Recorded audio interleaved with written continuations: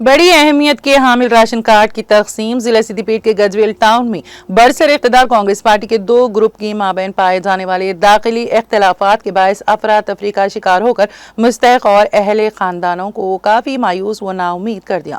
تفصیلات کے باب موجب ضلع انتظامیہ کی جانب سے گجویل ٹاؤن میں راشن کارڈ کی تقسیم کی تقریب منعقد کی گئی، جس میں انچارج ریاستی وزیر برائے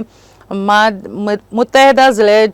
ڈاکٹر گڑم وویک وینکٹ سوامی نے شرکت کی۔ مقامی رکن قانون ساز کونسل ڈاکٹر وی یادو ریڈی، ضلع کلکٹر کی ہائماوتی، ایڈیشنل کلکٹرز محمد عبدالحمید گریما اگروال، ریاستی ECST کمیشن کے صدر بی وینکٹا اور دوسرے متعلقہ عہدیدار بھی تقریب میں موجود تھے۔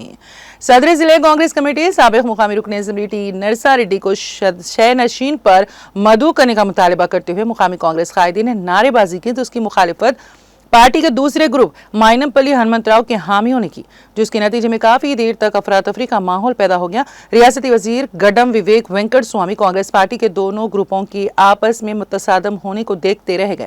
کافی دیر بعد انہوں نے مداخلت کی اور تقریب کے اختتام کے بعد گفت و